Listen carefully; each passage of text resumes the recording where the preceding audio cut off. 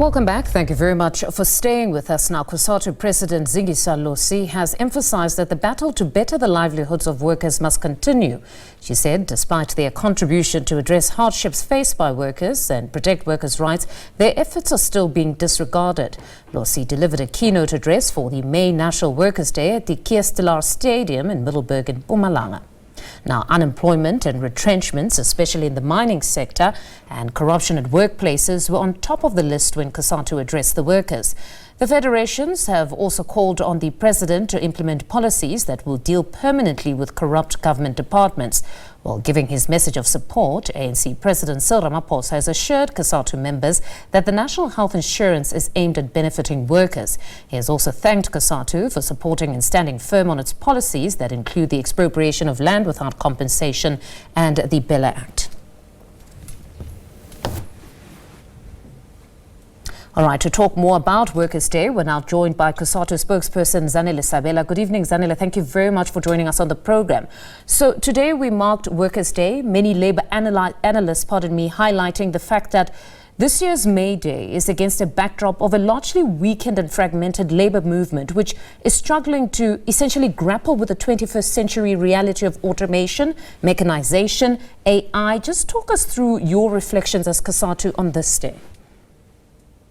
Thank you very much for having us. May Day, of course, is significant for workers, and they came together today across all 9 provinces that COSATU actually organized rallies to celebrate this day and to celebrate the victories that they've won since the dawn of democracy.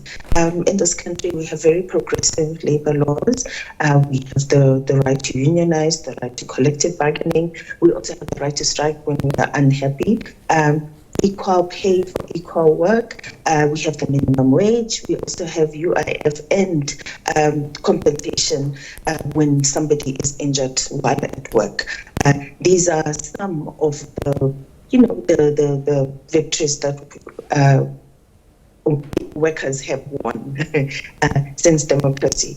But there are challenges. You've mentioned yourself unemployment. Unemployment is rife. Unemployment is sitting at 31.9%, which is quite high. The economy is not growing at all. It's sitting at 1%, and that is the problem. The problem particularly is about this economy of ours that is failing to grow. And so it is quite hard to create jobs, and then there are the rampant retrenchments that are continuing to happen, particularly where we held this May Day, the National May Day rally in Middleburg, where there is the coal belt, where there are retrenchments, and it's because in this country, we haven't quite decided how we view coal. Are we going on with coal to power us and generate electricity for us, or are we throwing that out the window? It gives companies uncertainty, and then they tend to retrench when that happens. In terms of mechanization, AI, and the 4th industrial revolution, of course, these are advancements that are happening. And as COSATU, our stance is that companies actually must reskill, retrain workers to make sure that as these advancements take place, then people are supposed to get into those jobs that are new, because there are jobs that are new that were never there before. But then we've seen increasingly, Zanele, pardon me for interjecting there. It's a good call to say that they need to upskill these workers. But the reality is that if you're going to have a situation of mechanization, let's say, for instance, in a gold mine, you're going to have this huge plants that are going underground to dig the gold. If you're going to have to upskill, it will be a few. It won't be everybody who used to go underground to mine, meaning if, for instance, let's say 5 of them would be the ones that now control this new machinery that's very complicated. So most certainly there would still be some who would be left without jobs beyond that point. And again, it's still a call from the Labour Federation, but it doesn't necessarily mean that you'll have employers that will actually follow through with this call.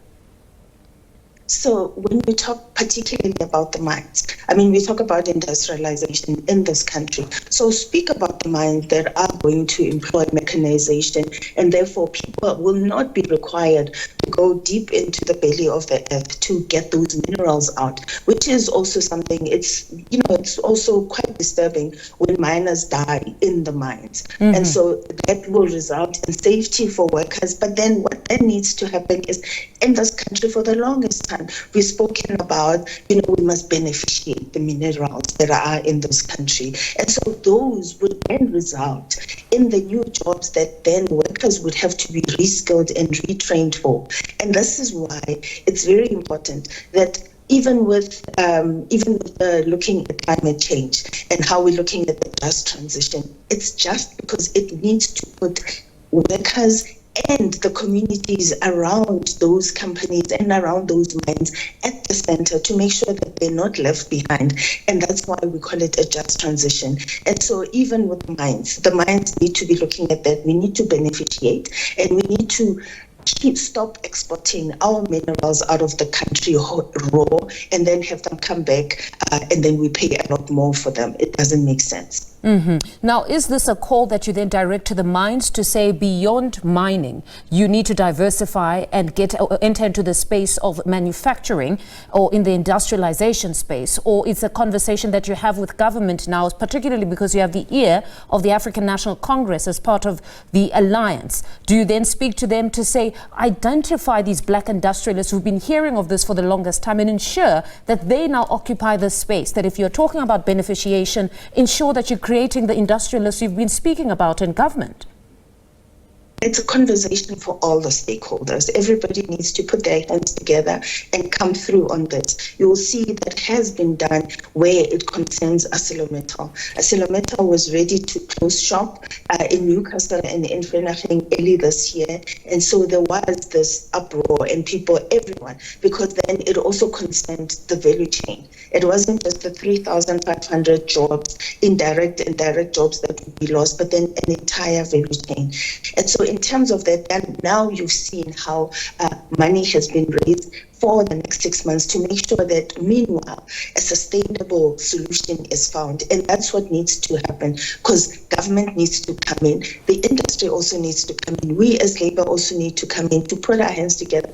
This happens in other areas. I mean, it happens a lot at Network, where you have social partners working together on legislation, and there's no reason why it can't happen anywhere else. I'm glad that you touch on legislation and ArcelorMittal, that specific story, because many were thinking that for them it was a profitability issue, but there was a message that was lost in translation there. They kept on touching on this, which was policy, that to a certain extent they felt that the policies of government were misaligned and were really at the heart of why they were now crumbling. I don't know if COSATU had heard that message, because somewhere in that conversation they kept on emphasizing that policy here has failed us. Government, in essence, has failed us to create that enabling environment for us to retain our workers.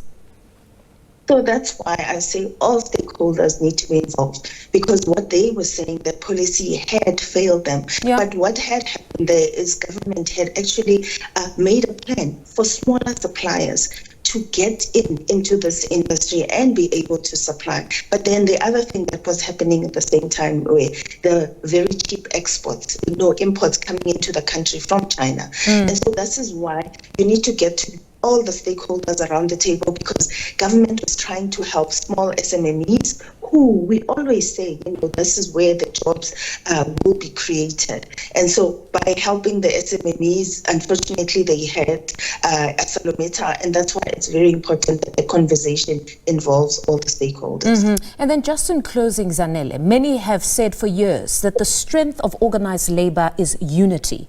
We keep hearing now of a weekend labor movement, particularly because it's so fragmented. A case in point is what we're seeing playing out now with SABC.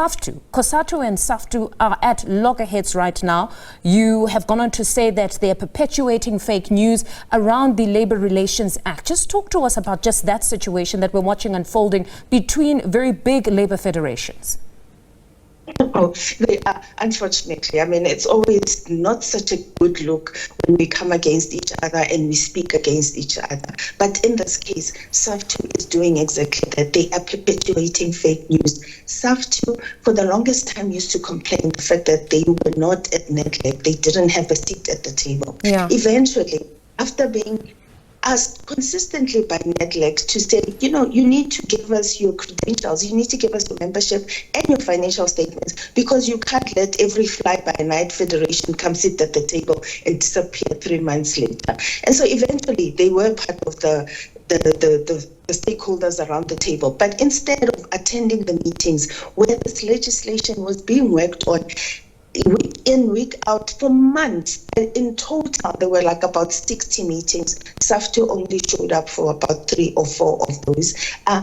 Just here in Rosebank. I mean, they didn't have to go far. And so they didn't show up, and then they only show up later when now the process had ended.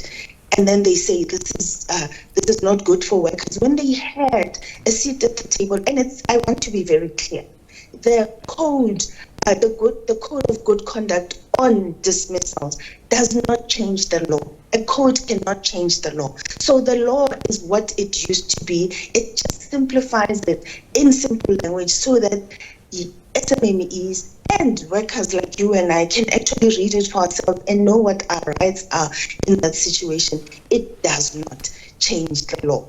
And so they just kept on going with this fake news. It's misinforming workers, and it's quite irresponsible and quite irritating.